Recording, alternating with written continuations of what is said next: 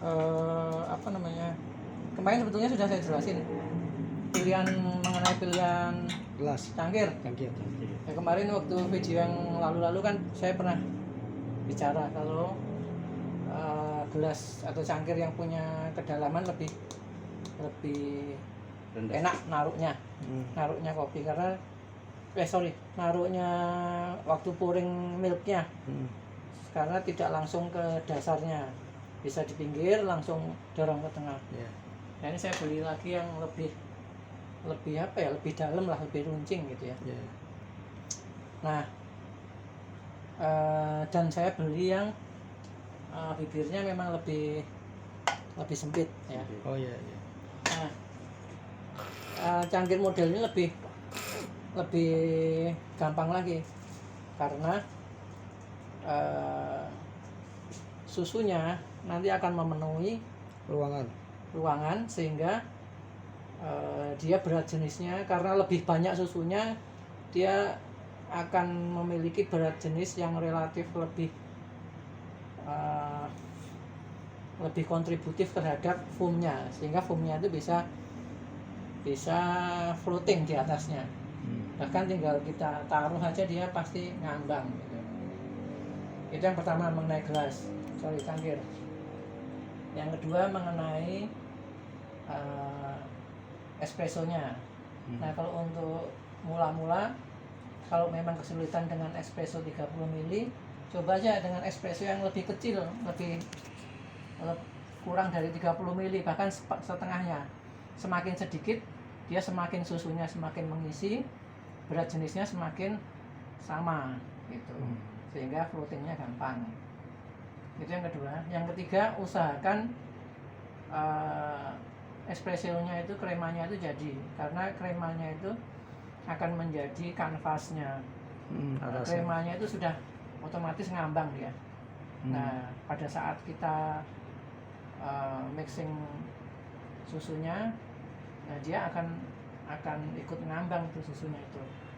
Kira-kira seperti itu. Lanjut. Nah, seperti biasa kita ambil portafilternya, tempeng, pasir,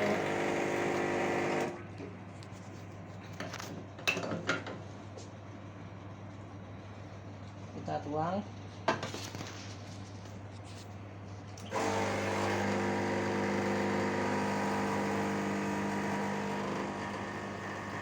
Nah, ini tadi kopinya agak lengket ya, karena kopinya lama, bukan kopi yang bagus ya. Tapi ya nggak apa-apa, ini untuk latihan aja. Saya tidak menjelaskan mengenai espresso yang bagus ya. Saya hanya menjelaskan bagaimana cara membuat latte dengan teknik yang paling mudah. Nah, saya tadi bilang espressonya untuk mula-mula jangan terlalu banyak, segini aja boleh ya. Semakin sedikit dia semakin gampang, karena susunya akan memenuhi ruangannya ini. Susunya Nah, tambahin sampai di atas, di bawah spot ya. Nah, kemarin ini juga sudah saya sampaikan caranya. Ke kiri. Nah, sudah saya sampaikan caranya, yaitu menaruhnya di permukaan. Nah, kemarin saya lupa menyampaikan ada risiko kalau terlalu ke atas, dia akan menyiprat kemana-mana, sehingga bubble-nya kemana-mana. Nah, memang syaratnya kita harus di atas permukaan sedikit, supaya udaranya itu masuk ke dalam susunya, sehingga dia membuat foam ya. Untuk mengatasi itu ada juga caranya, saya kasih tahu. Kita celupkan sedikit 1 cm supaya nanti dia berputar dulu. Setelah mulai berputar, kita angkat dikit-dikit lah supaya udaranya masuk, tetap berputar ya. Setelah mendapat foamnya, baru kita masukkan ke dalam lagi. Nah,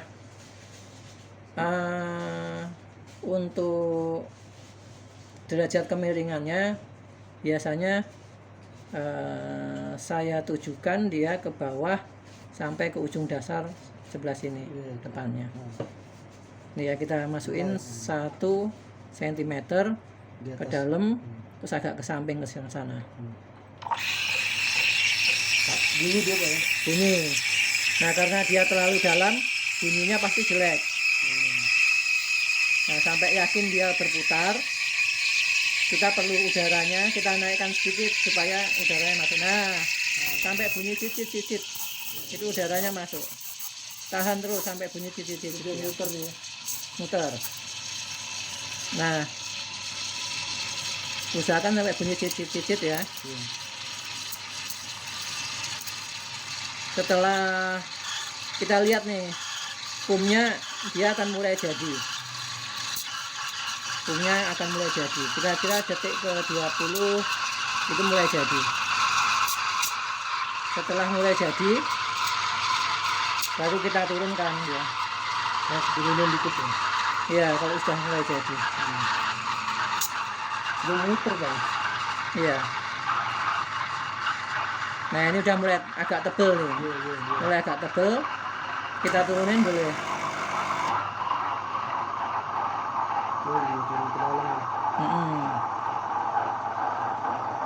Nah, nggak usah tebel-tebel karena kita mau buat latte. Iya latte. Kalau Tebelan tebel, nanti jadinya cappuccino. Karena ada busanya Pak ya. Ya. Oh. Nih, pasti jadi dia. Ya, iya Pak. Iya, Pak. Nah, ini sebetulnya tinggal dituang aja pasti jadi nih. Oh, langsung tuh. Creamy banget. Ini tinggal dituang aja pasti jadi. Karena semuanya terisi oleh susu. Wih, Wih, jadi ya.